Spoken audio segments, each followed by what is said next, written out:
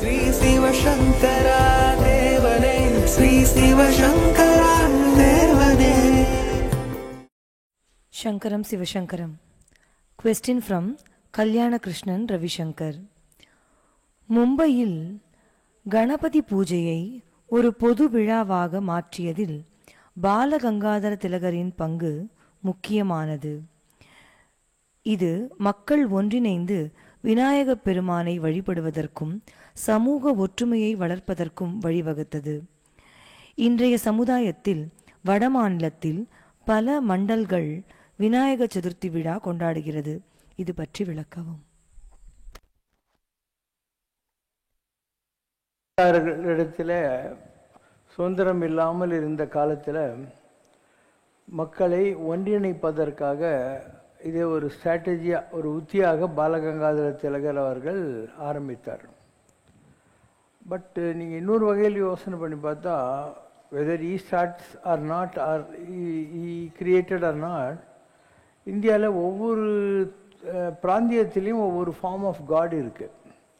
இப்போ நீங்கள் இதில் பார்த்தீங்கன்னா தமிழ்நாட்டில் முருகர் வழிபாடு இருக்குது. இதை நீ வேறு ஸ்டேட்லலாம் பெருசாக பார்க்க முடியாது. கல்கட்டாவில் காளி வழிபாடு இருக்குது. ஆஞ்சநேயர், ராமர் வழிபாடுகள் நிறைய இடங்கள் இருக்குது. அந்த மாதிரி மகாராஷ்டிராவில் தெரிஞ்சோ தெரியாமலோ பிள்ளையார் மேலே ஒரு நம்பிக்கை அவங்களுக்கு இருந்தது. அண்ட் அதை அவர் யூஸ் பண்ணார். ஏன்னா ஒரு கூட்டம் போட்டு மீட்டிங் போட்டு வெள்ளைக்காரனெல்லாம் திட்டினாக்கா ப்ராப்ளம் வந்துடுன்றதுனால மக்களை ஒன்றிணைப்பதற்காக அவர் இந்த விநாயக ஊர்வலம் வழிபாடு, அதுக்காக ஒரு பாட்டு, டான்ஸு, இந்த மாதிரியெல்லாம் கொண்டு வர ஆரம்பித்தார். பட் இன்ஃபேக்ட் கணேஷ்பூரி நித்யானந்த பாபான்னு ஒரு பெரிய மகான் இருந்தார். அவரே பிள்ளையார் தான். கணேஷ்பூரி நித்யானந்த பாபா அவரே பிள்ளையார் தான்.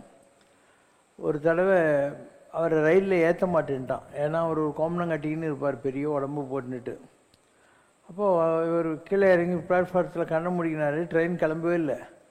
கடைசியில் இவர்கிட்ட வந்து மன்னிப்பு கேட்டு இவர் திருப்பியும் ட்ரெயினில் ஏறின உடனே தான் அந்த அளவுக்கு அவர் கல்யாணுங்கிற இடத்துலேருந்து ஒரு 20 மைல்ஸ் போனாக்கா அந்த இடத்துல இருக்குது வஜ்ரேஸ்வரின்னு ஒரு அம்பாள் கோயில் இருக்குது.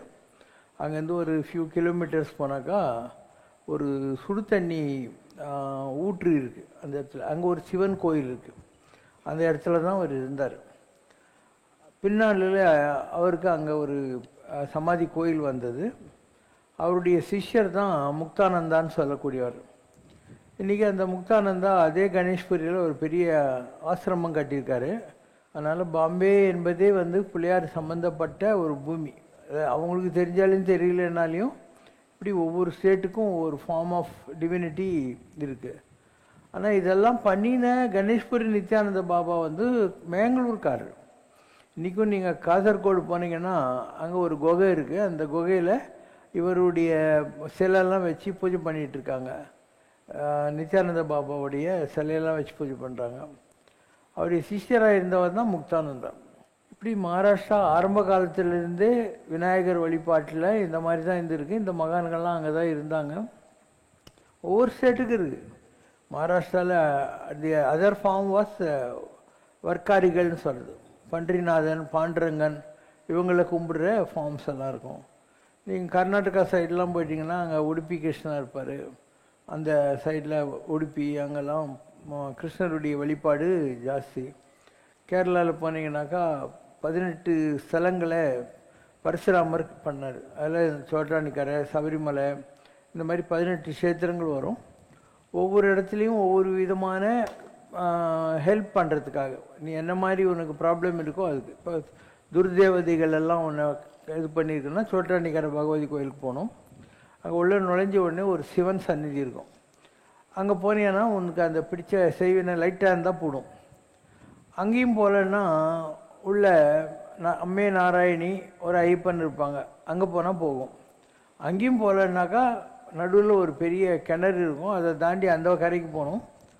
அங்கே ஒரு மரம் இருக்கும்.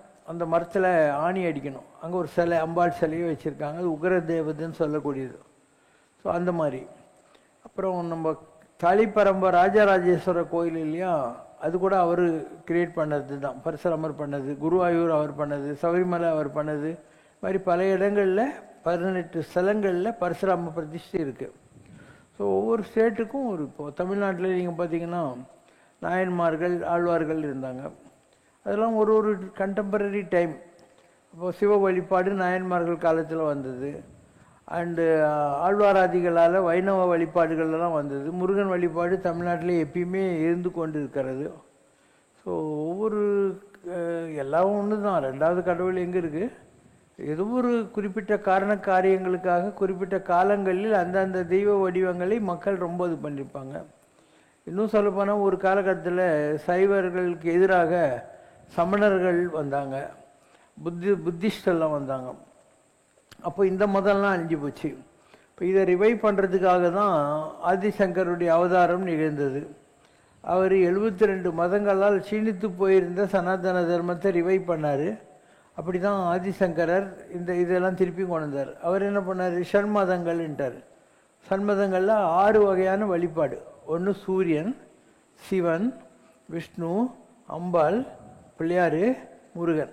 இந்த 6 ஃபார்மை போட்டு இந்தந்த கடவுளுக்கு என்ன தியான ஸ்லோகம், என்ன நைவேத்தியம், எப்படி பூஜை பண்ணோம் அப்படின்னு அவர் 6 வழிகளே உற்பத்தி பண்ணார். உனக்கு எது வேணுமோ அந்த மாதிரி நீ சாமியை கும்பிட்டுக்கோ அப்படிங்கிறது அவருடைய வழியாக இருந்தது. ஷண்மதங்கள்னு சொல்கிறது.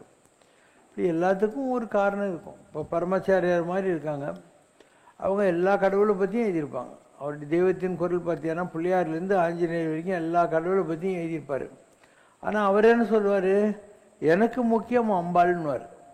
அதாவது எல்லா சாப்பாடும் ரைட்டு தான், எனக்கு இட்லி பிடிக்குதுன்னு சொல்கிற மாதிரி அவர் எனக்கு அம்பாளை ரொம்ப பிடிக்கும் அப்படிங்கிற ஒரு கண்டஸ்ட்டுக்கு போயிருப்பார். It's your own choice. அதாவது மற்ற தெய்வங்களை நிந்தனை செய்யல. ஒரு குடும்பம் இருக்குது, குடும்பத்தில் ஒரு மனைவிக்கு கணவன், கணவனுக்கு மனைவி ரொம்ப வேண்டியவங்க. ஆனால் அதுக்காக நாத்தனார், மாமன், மச்சான், மாமியார், மாமனார் இவங்களெல்லாம் வெறுக்கணும்னு ஒன்றும் இல்லையே. அதனால் உனக்கு பிடிச்ச கடவுளை நீ கணவனாகவும் மனைவியாகவும் வச்சுக்கோ, மற்றவங்களெல்லாம் சொந்த பந்தங்களாக வச்சுக்கோ அப்படிங்கிறது இந்த கன்செப்ட், பரமாச்சாரியார் சொல்லி கொடுத்த கன்செப்டு.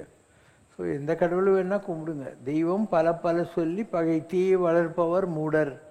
யார் ரூபபேதங்களால் கடவுளை பிரிக்கிறானோ அவெல்லாம் முட்டாள் அப்படின்ட்டாங்க. இப்போ பாரதியார் இருக்கார். பாரதியார் பாடாத கடவுள் இல்லை. இயேசுநாதரை பற்றி பாடியிருக்காரு, அல்லாவை பற்றி பாடியிருக்காரு, இந்து மதத்தில் இருக்கிற அத்தனை கடவுளை பற்றியும் பாடியிருக்காரு. ஆனால் அதே பாரதியார் என்ன சொல்கிறாரு? அம்பிகையை சரணடைந்தால் அதிக வரம் பெறலாம் அப்படின்னார். எல்லா கடவுளையும் சொல்லிவிட்டு உனக்கு நிறைய வரம் வேணும்னா அம்பாளை கும்பிட்டுக்கோ, ஏன்னா ஒரு தாயிற் சிறந்த கருணை, தாயிற் சிறந்த தயான தத்துவனேங்கிற மாதிரி நீ மதர்லி பேஷனில் கடவுளை பிடிச்சிக்கோன்ற மாதிரி. It's your choice. உனக்கு எந்த கடவுளை பிடிக்குதோ அந்த கடவுளை. நாம் இருக்கோம், எல்லா கடவுளுக்கும் கோயில் கட்டுறோம் இல்லையா? இந்த இடத்துல எல்லா ஃபார்ம்ஸ் ஆஃப் காடுக்கும் கோயில் கட்டியிருக்கோம்.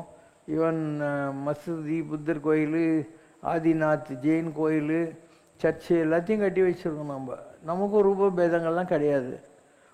ஒரு காலகட்டத்தில் நான் இந்த உருவ வழிபாட்டில் இருந்தேன். ஆரம்ப காலத்தில் ஒரு டைம் பாஸ் ஆன உடனே உருவ வழிபாட்டை விட்டுட்டேன். இப்போது நான் பாரு பெருமாள் பின்னால் இருக்காரு, நான் முதுக காட்டின்னு உட்காந்துன்னு இருக்கேன். அதுக்காக நான் பக்தியில் குறைஞ்சிட்டேன்னு இல்லை, இன்டர்னலைஸ் பண்ணிட்டேன்.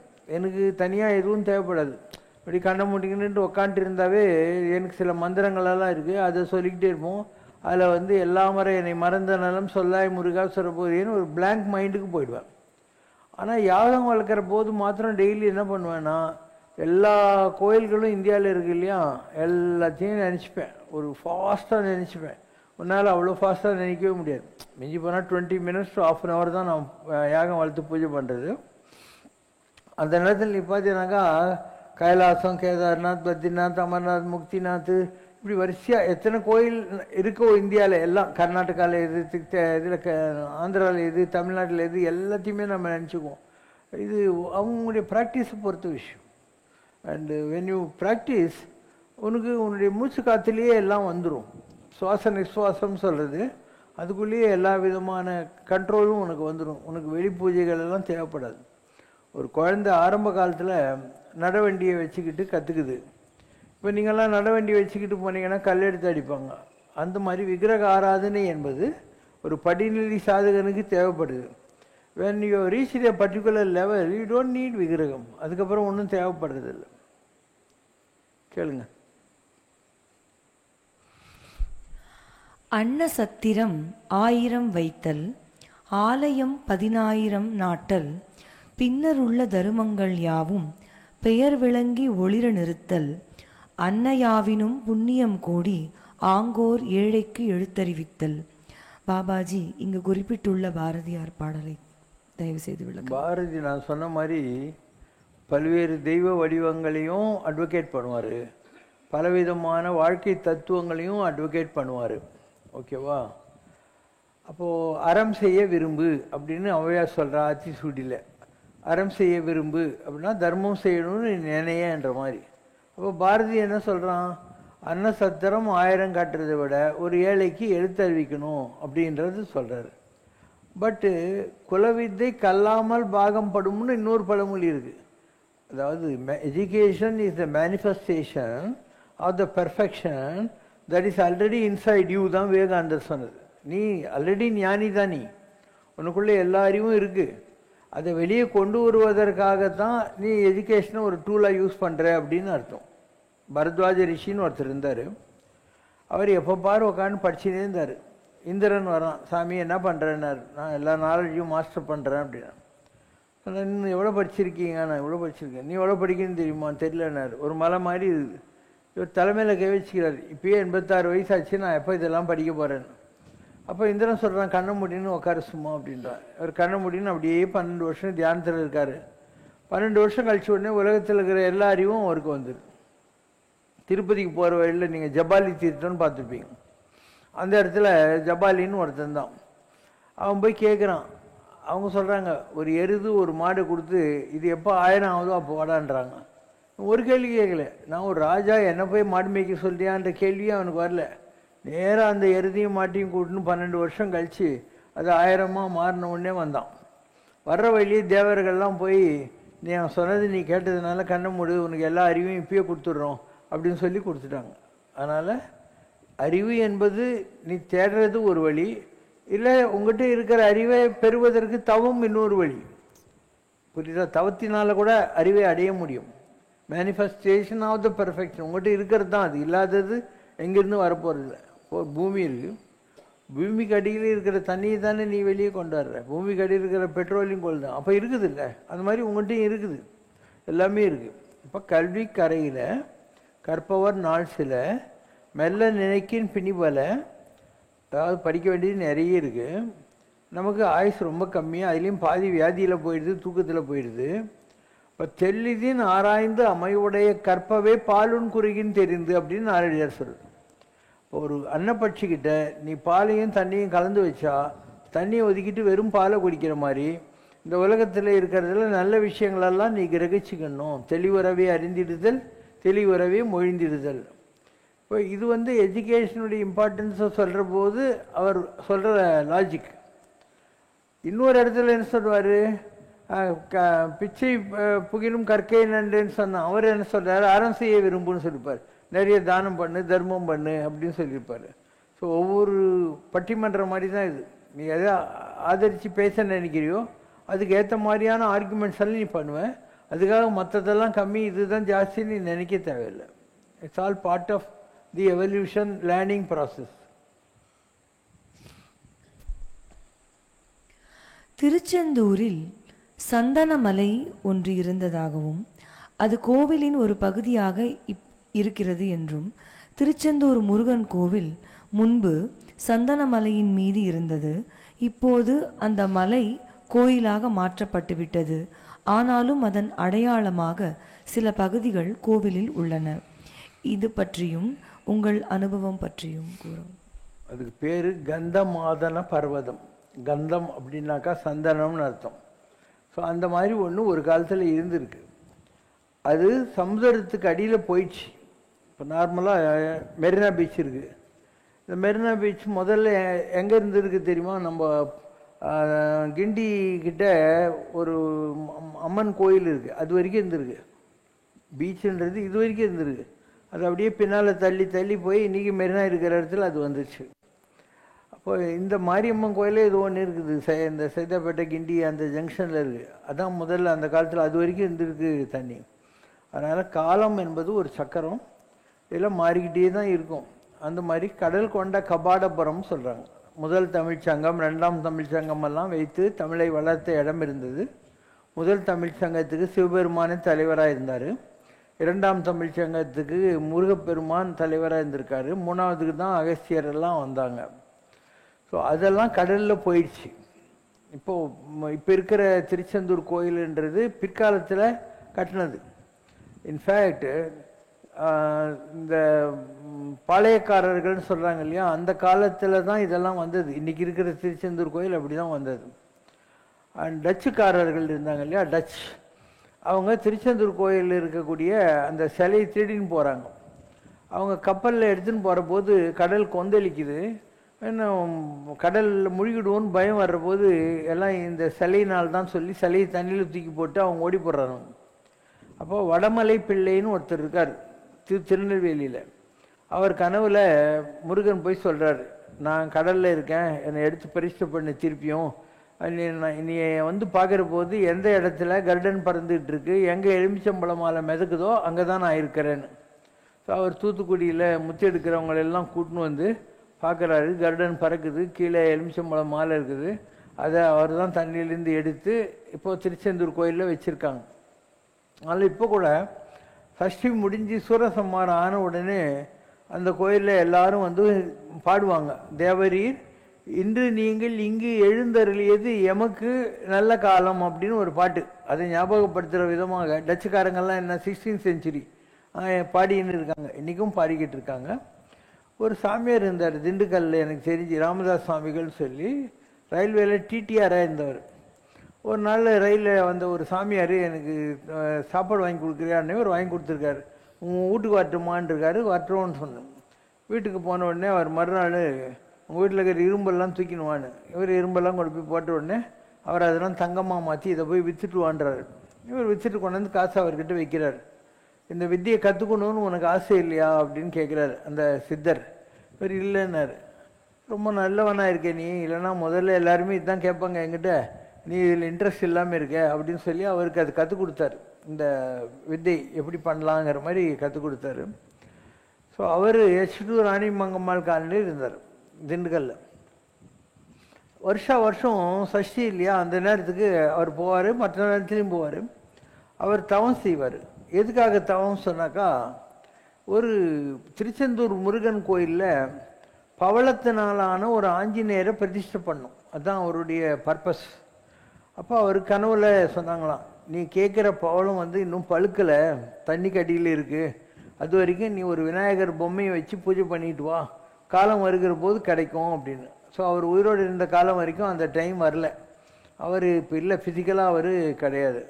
ஓகேவா? அந்த மாதிரி ஒவ்வொருத்தரும் ஒரு ஒரு பர்பஸோடு ப்ரே பண்ணுறாங்க. அண்டு எப்போ யாருக்கு என்ன கிடைக்கும்லாம் சொல்ல முடியாது. அவங்களுடைய எண்ணங்கள் எப்பயோ நிறைவேறும். அதே சித்தர் வேறு டைமில் வரலாம், அவருக்கு அந்த விட்ட குறை தொட்ட குறை இருந்தாக்கா அந்த பிரதிஷ்டை பண்ணுறதுக்கு வழி கிடைக்கலாம் அவருக்கு. அவர் நல்லது தானே கேட்டார், ஆஞ்சநேயரை பவளத்தில் பண்ணி வைக்கிறது தானே கேட்டார். அந்த மாதிரி ஸோ இன்றைக்கும் கடல் நடுவில் பழைய கபாடபுரத்து கோயில் இருக்குன்றதும் அங்கே ஒரு விளக்கு எரிஞ்சிக்கிட்டு இருக்குதுங்கிறதும் நம்பிக்கை.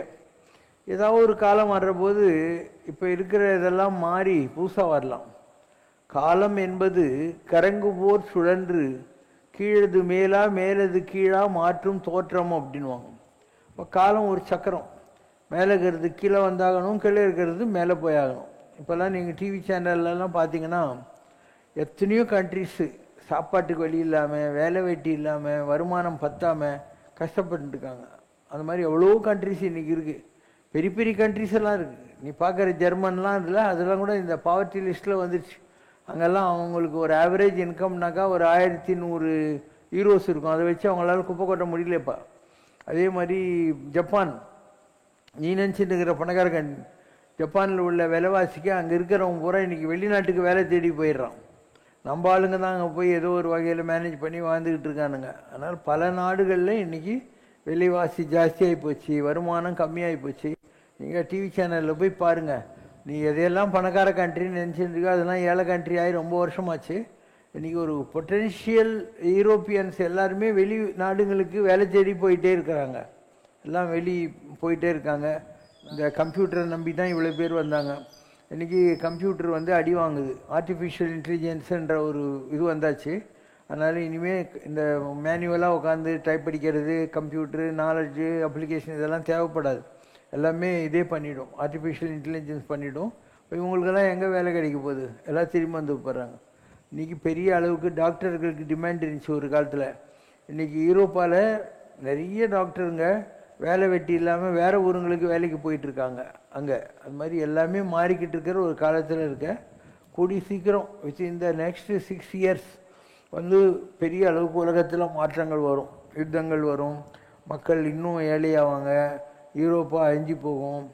அண்டு இந்த மாதிரி எவ்வளவோ விஷயங்கள் நடக்க இருக்குது. வெயிட் பண்ணி பாருங்கள். இந்தியா இஸ் சேஃப், இந்தியா சேஃபாக இருக்குது. ஆனால் இங்கேயும் பெரிய அளவுக்கு நேச்சுரல் கெலாமிட்டிஸ் எல்லாம் வரும். ஒரு வகையில் சைனாவை ஒட்டி இருக்கக்கூடிய இந்த அருணாச்சல பிரதேஷ் அதெல்லாம் வந்து அஃபெக்ட் ஆகும். Including up to West Bengal, ஒரிசாலாம் தண்ணி கட்டியில் போகிறதுக்கு நிறைய வாய்ப்பு இருக்குது. இப்படி பொலிட்டிக்கல் சேஞ்சஸ் வரும். So just wait and see. There are going to be so many changes. Sea changes, SEA sea changes. நீ அதெல்லாம் என்ன பார்க்கணும். அதனால் அதுக்கு என்ன பேர்? SEE. ஸோ சி சேஞ்சஸ் எல்லாம் மாறப்போகுது. எதுவும் நிஜம் கிடையாது. கலியுகத்தில் இறைவனை அடைவதற்கு எளிய வழி பக்தி யோகமும் கர்மயோகமும் தான் என்பதையும், நாம சங்கீர்த்தனமே முக்திக்கு வழி என்பதையும் அனைவருக்கும் உணர்த்தியவர் தபோவனம் ஸ்ரீ ஞானானந்தகிரி சுவாமிகள். இவர் பல மகான்கள், கபீர்தாசர், ஷிரடி சாய்பாபா முதலிலிருந்து பகவான் ரமணர் வரை மகான்களை சந்தித்து பக்தர்களை நல்வழிப்படுத்துவது குறித்து ஆலோசித்தவர் இவர் பற்றி விளக்கவும். ஞானானந்தகிரி சாமி என்பவர் ஜோதிர் மட்டுங்கிற மடத்தினுடைய மடாதிபதியாக சங்கராச்சாரியாராக இருந்தவர். அவர் என்னடா இது உட்காந்து கணக்கு எழுதின்னு சாவி கொத்து இடுப்பில் சொரிக்கின்னு இருக்கிறதுக்காகவா நம்ம ஆன்மீகத்துக்கு வந்தோன்னு சொல்லி நைட்டோட நைட்டு ஓடி போடுறாரு. எங்கெங்கேயோ தெரிஞ்சு நேபாள் அங்கே இங்கெல்லாம் போகிறாரு. கடைசியில் சந்திரபாகா நதிக்கரையில் அவருடைய குருவை சந்திக்கிறார். அண்ட் அதுக்கப்புறம் அவர் திருவண்ணாமலைக்கு வந்து இருக்கார். திருவண்ணாமலையிலேருந்து திருக்கோயிலூர் தபோவனத்துக்கு போய் அங்கே கட்டுறார். ரொம்ப சிம்பிளாக இருக்கும் திருக்கோயிலூர் தபோவனம். அக்ஸார்சம் கம்பெனின்னு நீங்கள் பெயிண்ட் கம்பெனி பார்க்குறீங்க இல்லையா, அதனுடைய ஓனர் ராஜமாணிக்க நாடார்னு ஒருத்தர். அவர் வந்து அந்த ஊருக்கார், கன்னியாகுமரிக்கார். அவர் சாமியுடைய டிவோட்டி. அவரை பார்க்க போகிற போது, நீ கன்னியாகுமரி அம்மனை பார்த்தியோ அப்படின்னாரு. யார்? நம்ம சாமி. அவர் மூக்குத்தி டால் அடிக்கிற உள்ளக்கிற கல் கன்னியாகுமரி அம்மனை நினச்சிக்கிட்டு, ஆமாம் நான் அடிக்கடி போவேன்னாராம். அது இல்லை, கோயிலுக்கு வெளியே ஒருத்தி நாயங்களை கட்டிக்கின்னு அழுதுன்றப்பா பிச்சைக்காரி ஆட்டம், அவள் தான் கன்னியாகுமரி அம்மன், நீ அவளை போய் பாருன்னார். அப்போ மாயம்மாவை இன்ட்ரடியூஸ் பண்ணது யார்? ஞானானந்தகிரி சாமி தபோவனம். அவர் தான் இன்ட்ரடியூஸ் பண்ணார்.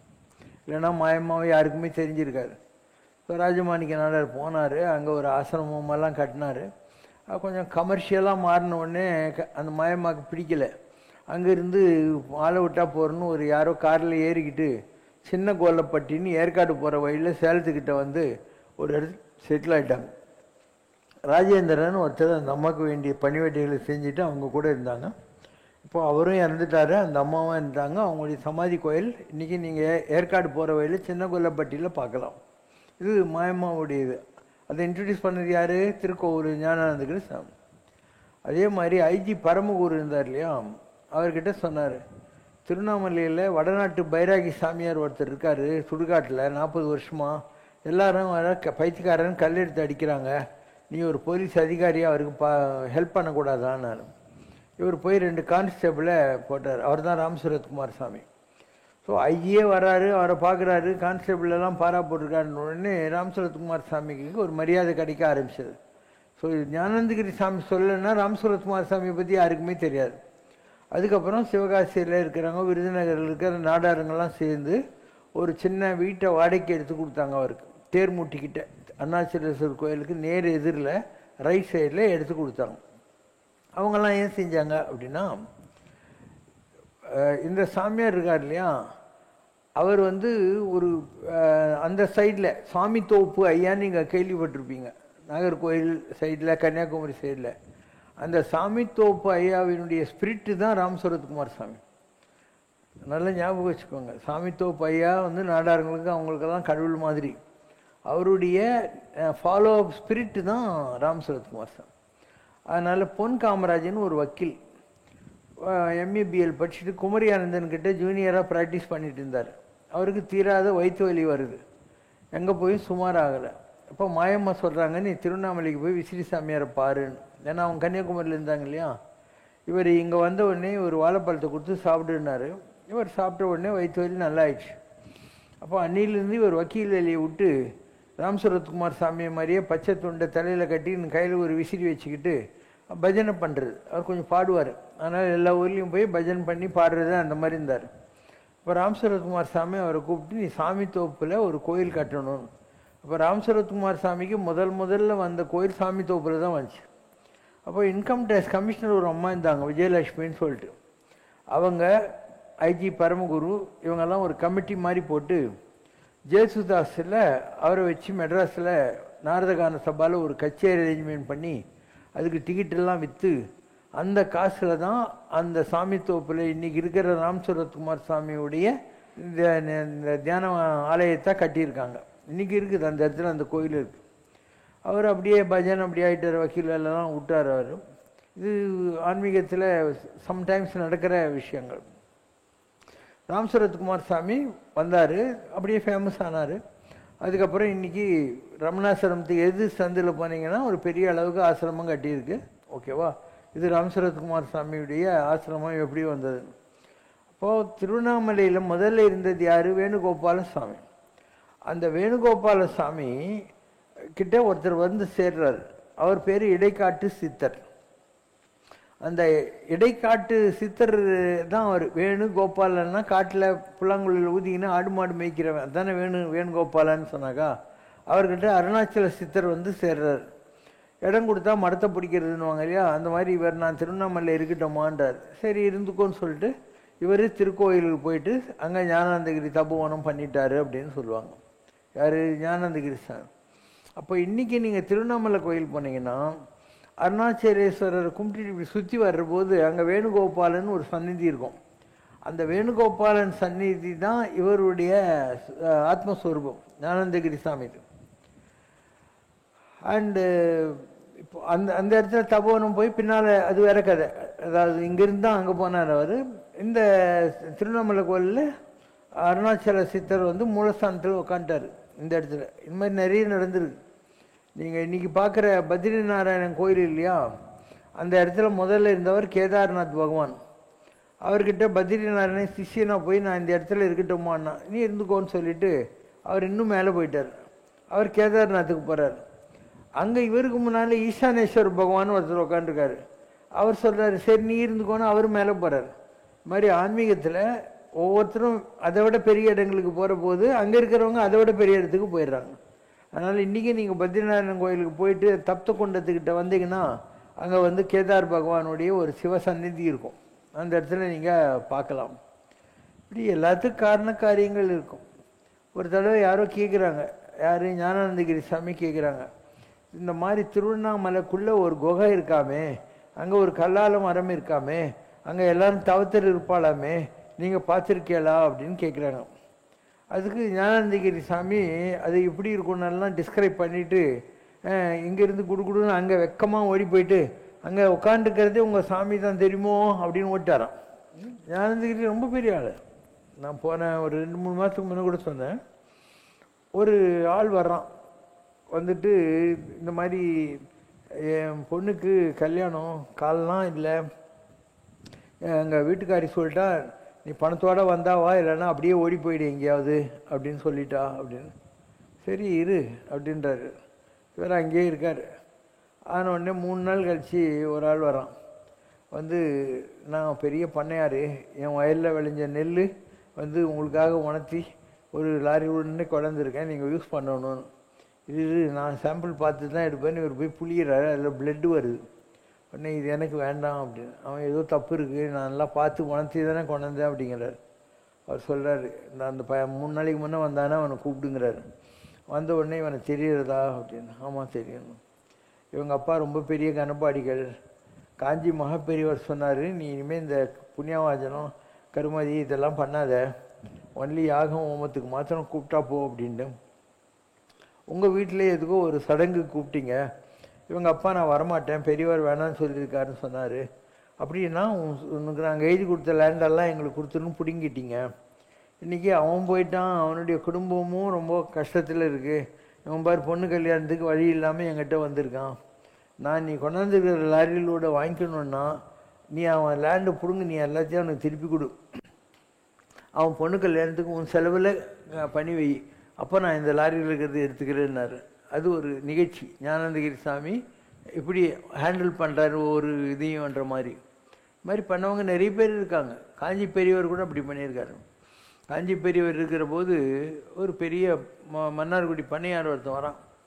வந்துட்டு நான் இதில் மகாலிங்கேஸ்வரர் திருவிடை மருதூரில் பெரிய ருத்ர யாகம் பண்ணேன், அந்த யாகத்தோட பிரசாதம் கொண்டு வந்திருக்கேன்னு. ஒரு தொற்ற உடனே ஷாக் அடிக்குது அப்படின்னு உடனே இப்படியே உட்காந்துக்கிறாரு. கொஞ்ச நேரம் ஆன உடனே 2-3 பிராமின்ஸ் வர்றாங்க. வந்து ஒருத்தன் வர்றது ஏகாதச ருத்ர யாகம் பண்ணினா அந்த பிரசாதம் கொண்டு வந்திருக்கோன்ட்டு இவன் தான்னாங்களாம். பெரியவர் எனக்கு தெரியும் அப்படிங்கிறார். இவனுக்கு ஷாக் அடிக்குது, நம்ம கொண்டாந்து பிரசாதம் வேணான்றாரு, இவங்க கொண்டாந்தது வாங்கிக்கிறாரு அப்படின்னு சொல்லிட்டு. அப்போ இவர் கேட்குறாரு அவனை, யார் அந்த பண்ணையாரை, இந்த மாதிரி யாகம் நல்லா நடந்திருக்குமே அப்படி. ஆமாம், நீ நிறைய பேரை கூப்பிட்ருப்பியே. ஆமாம், அதில் ஒரு 85 வயசான பிராமணன் ஒருத்தன் வந்திருப்பான், அவன் சரியாக மந்திரம் சொல்லியிருக்க மாட்டானே, வயசாகிடுத்து, பல்லு போனால் சொல்லு போச்சு எதுவும் சொல்லுவாங்க அந்த மாதிரி. அதனால் எல்லாருக்கும் நீ பாயசம் போட்டுன்னு வந்தபோது அவன் 2வது கரண்டி கேட்டான், நீ வந்து இந்த தடி எனக்கு எதுக்குன்னு போடாமல் போனியே உண்மையான. ஆமாம், நீ டிவியில் பார்த்த மாதிரி சொல்கிறாளே அப்படின்னா. எல்லாருக்கும் சம்பாவனை கொடுக்குற போது அவனுக்கு கம்மியாக கொடுத்தியா, வயசானவன் தானேன்னு சொல்லிட்டு. நான் ஆமாம் அப்படின்னா. ஏதோ தப்பு பண்ணிட்டுன்னு தெரியுறது, நீங்கள் தான் மன்னிக்கணும் அப்படின்னு. நான் என்ன மன்னிக்கிறது, உனக்கு பிராப்தம் இருந்தாக்கா அவங்ககிட்ட போய் மன்னிப்பு கேளுன்றார். ஏன் அப்படிங்கிறான். அவன் சொல்லிட்டான், எனக்கு இந்த வயசில் நாக்கு ருசி தேவையா அப்படின்னு. நேராக மகாலிங்கேஸ்வரர்கிட்ட போயிட்டு இனிமேல் நான் வந்து பாயசமே சாப்பிட மாட்டேன்னு சொல்லி அவன் அதை விட்டுட்டான். அவன் மனசு கஷ்டப்படுறதுக்கு நீ காரணமாக இந்த போன்னு. இவன் வந்து பார்க்குறான், பார்த்தா அந்த பிராமணன் இறந்து போயிட்டான். அவன் வீட்டு வாசலில் அவனை பாடை கட்டி எல்லாம் ரெடியாக வச்சுருக்காங்க. ஸோ இந்த மிராஸ்தார் குடும்பமே அழிஞ்சு போச்சு இந்த நிகழ்ச்சி. மாதிரி மகான்கள் எல்லாத்தையும் தெரிஞ்சு வச்சுக்கிட்டு தான் ஆப்ரேட் பண்ணுறாங்க. நீ அவங்ககிட்ட போய் நான் இன்னாருன்னெலாம் இன்ட்ரடியூஸ் பண்ண தேவையில்லை, உன் பிரதாபமெல்லாம் அவங்களுக்கு தேவையில்லை. They are doing God's work. So God will operate through them. ஒரு நிகழ்ச்சி எப்படி நடத்தணும், என்ன பண்ணணுங்கிறதெல்லாம் கடவுளுக்கு தெரியும். மாதிரி எந்தரோ மகானுபாவலு அப்படின்னு தியாகராஜ பிரம்மன் சொல்கிறார் இல்லையா, அந்த மாதிரி உலகத்தில் எவ்வளவோ மகான்கள் இருக்காங்க. அவங்கெல்லாம் கடவுளுக்கு தொண்டு செய்யறதுக்காக தான் வந்திருக்காங்க. காட் ஆல்வேஸ் யூசஸ் தம். அதனால் நாம் அவங்கள மதிக்கலைன்னா பரவாயில்ல, அவங்கள இன்சல்ட் பண்ணாமல் இருந்தால் போகிறோம், அவங்கள அவதூறு பண்ணாமல் இருந்தால் போகிறோம், அவங்க மனசு நோக்காமல் இருந்தால் போகிறோம், அதனுடைய போக்கில் விட்டுடணும். இதே நல்லதும் நடக்கிறது உண்டு. அதாவது காஞ்சி மகா பெரியவர் பாத யாத்திரை போயின்னு இருந்தார். போகிற போது மழை வந்துச்சு. ஒரு மண்டபத்தில் போய் ஒதுங்குற போது கண்ணை திறந்து பார்த்தா ஒரு 100, 200, 500 பேர் கீழே விழுந்து எல்லாம் கும்பிட்டுக்கின்னு இருக்காங்க. இவர் என்னன்றார், நாங்கள் பக்கத்து ஊருக்காரங்க, எங்கள் ஊருக்குள்ளே நீங்கள் வந்து ஒரு கால் வச்சுட்டு போகணும், அப்போ தான் நாங்கள்லாம் எழுவோன்றாங்க. சிரிப்பா நான் வரேன் உங்கள் ஊருக்குன்னாரு. போயிட்டு ஒரு ஸ்கூலில் ரெடி பண்ணி இவருக்காக பரமாச்சாரியருக்கு பண்ணுறாங்க. இவர் நான் 15 நாள் உங்கள் ஊரே இருக்கேன் அப்படின்னுறாரு. ஏன்னா அவங்களுடைய பக்தி இவருக்கு ரொம்ப பிடிச்சிருக்கு. அப்போ மடத்து மேனேஜர் அந்த ஊருக்காரங்களை கூப்பிட்டு, இதுதான் வில்வம், இந்த மாதிரி 3 இலை இருக்கும் காம்போடம், இதை கொண்டு வந்துருங்க, பெரியவருக்கு நாளைக்கு பூஜை பண்ணுறதுக்கு வேணும்ன்ட்டு. இவங்க காலையில் 7 ஆச்சு 8 ஆச்சு, யாரும் வில்வம் கொண்டாடவே இல்லை. அப்போது ஒரு பையன் என்ன பண்ணியிருக்கான், ஒரு அழுக்கு துண்டு கட்டின்னுட்டு தலையெல்லாம் பரட்டியாக ஒரு மரத்தடியில் ஒரு வில்வத்தை வச்சுட்டு ஓடி போயிருக்கான். அதை கொண்டாந்து வில்வம் கடிச்சிடுத்து.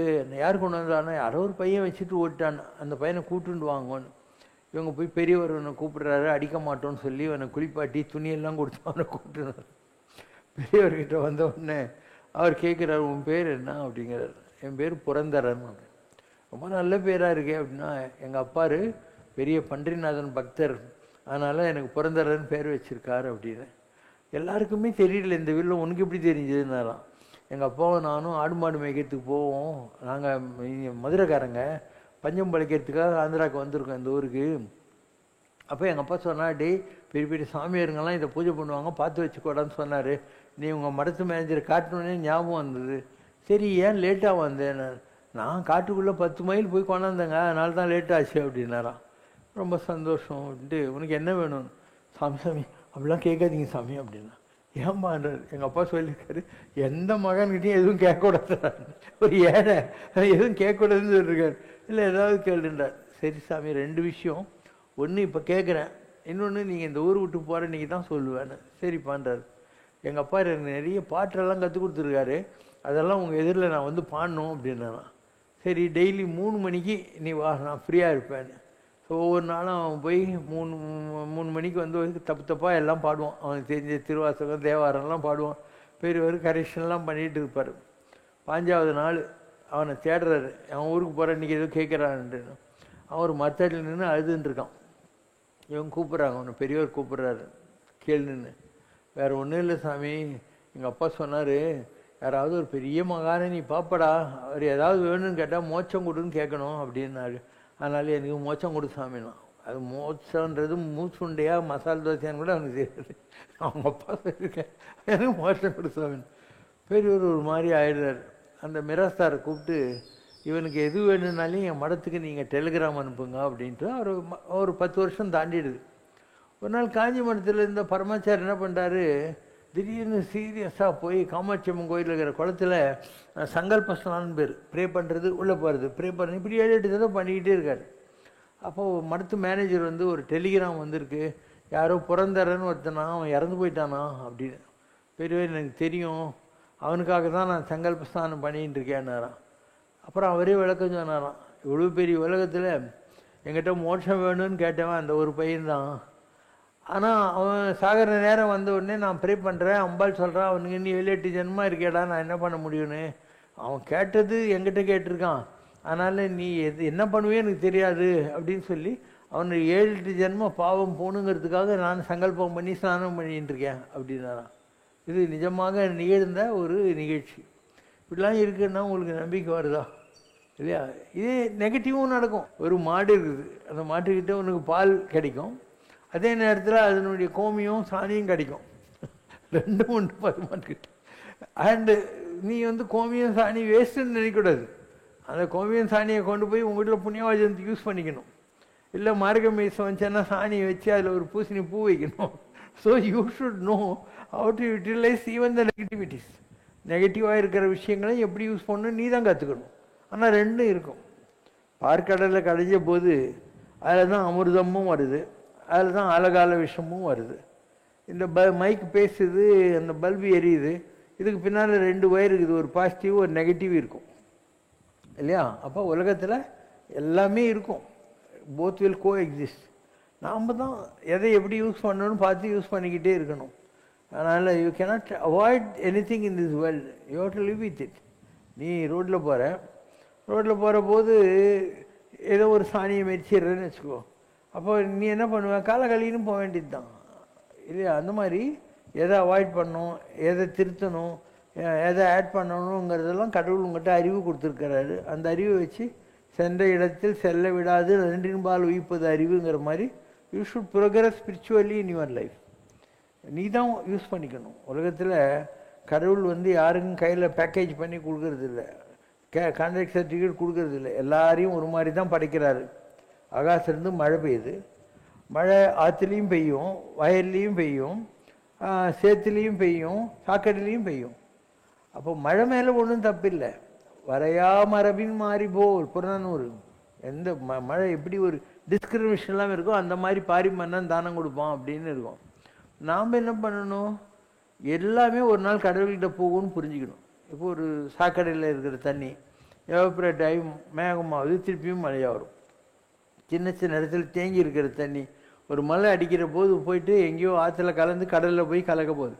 இந்த உலகத்தில் உருப்படாத ஆளுன்னு யாரும் இல்லை. டைம் ஆகலாம், முன்ன பின்ன டைம் ஆகலாம், ஆனால் எல்லாரையும் கடவுள் கருணையோடு தான் பார்க்குறாரு, உருப்பட தான் வைக்கிறாரு. சரி, இன்னும் எந்த காலத்திலும் உருப்படாத நாயங்கள்லாம் இருக்குது இல்லையா, அவங்களுக்கும் கடவுள் கருணை வச்சுருக்காரு. அதுக்கு வந்து கயாமத்து டே, ஜட்மெண்ட் டே, மோட்ச தீர்ப்பு நாள்னு பேர். அப்போ உலகத்தை பூரா கடவுள் அழிச்சிடுறாரு. அழிச்சிட்டு ரெண்டு மகாவிஷ்ணு வந்து நந்தி மாதிரி நிற்பார். அந்த ரெண்டு கொம்புக்கு நடுவில் விழுந்து வீணாக வச்சுன்னு இருப்பான்.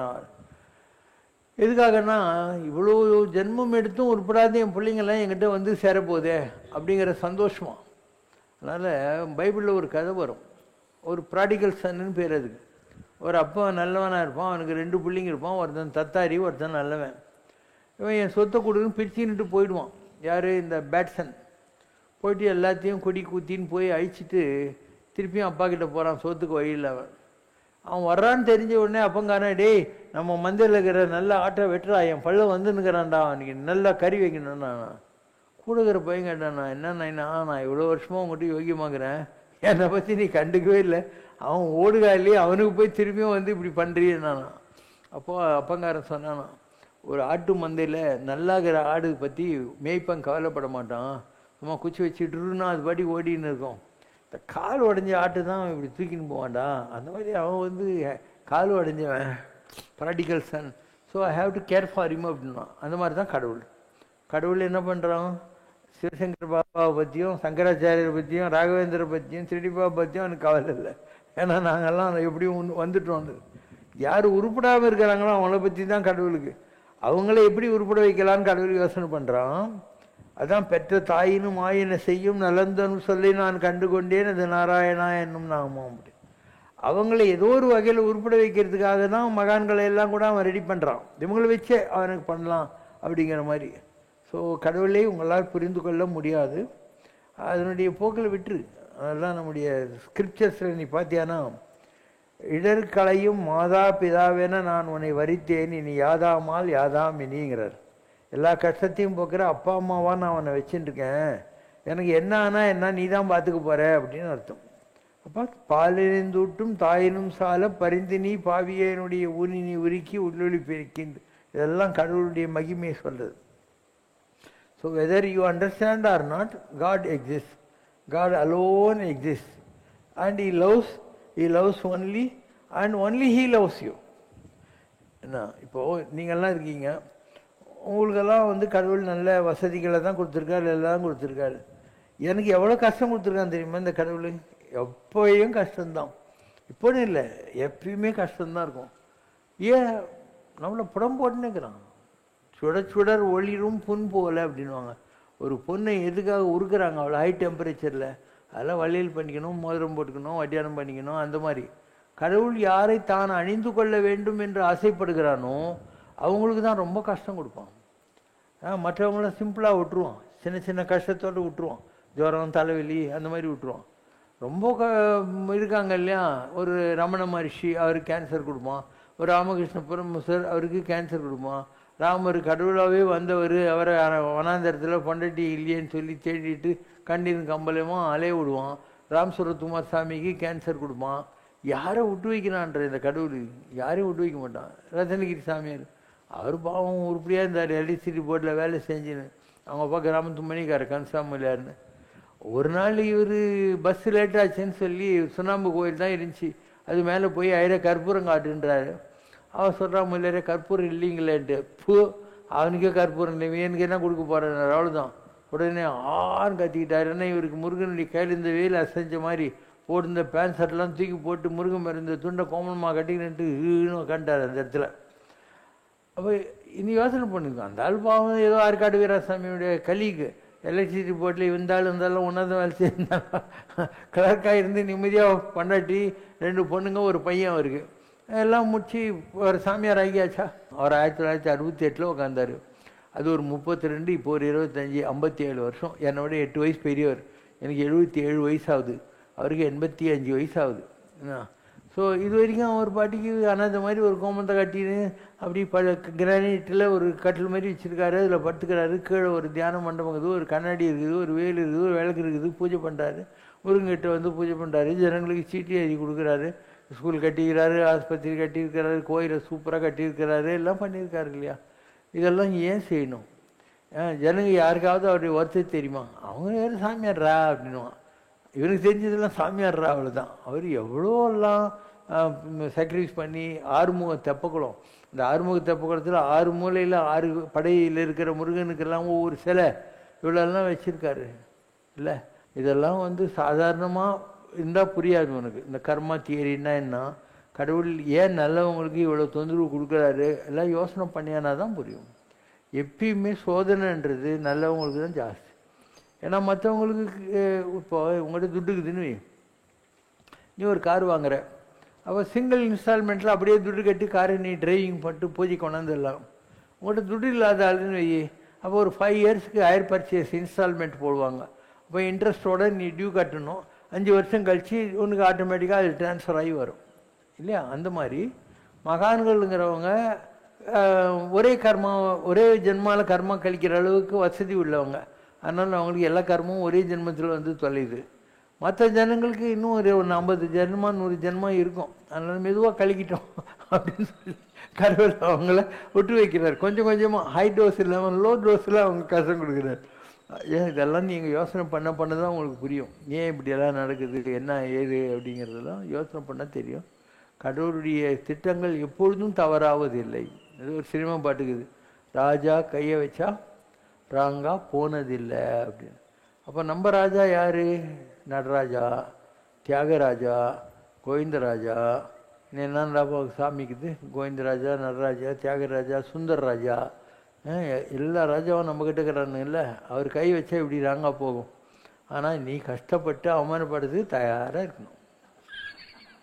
ஒரு துணி இருக்கு, துணியை நல்லா சர்ஃபில் ஊற போட்டு குமுக்குன்னு குமுக்கி அதுக்கப்புறம் அதை இஸ்திரி போட்டில் சூடு பண்ணி ஏன் பண்ணுறாங்க, போட்டுக்கணுன்றதுக்காக. அப்போ கடவுள் யாரை தான் தரித்து கொள்ள வேண்டும் என்று ஆசைப்படுகிறானோ அவன் இப்படியெல்லாம் பண்ணுவான். இல்லை மெதுவாக வரணும்ன்ற மாதிரி இருந்தால் அவனுக்கு ஒன்றும் கஷ்டம் இல்லை. யாரை உருப்பட வைக்கணுமோ அவங்களுக்கு எல்லாம் ஒரே நேரத்தில் கொடுத்துருவான். ஓகேவா? பாடலாமா? குருவல்ல இறையல்லவோ எங்கள் குல தெய்வம் மாலல்லவோ, தரு அல்லவனமல்லவோ, வரம் தர வந்த பரனல்லவோ, பாபாவே குருவல்ல இறையல்லவோ எங்கள் குல தெய்வம் மாலல்லவோ.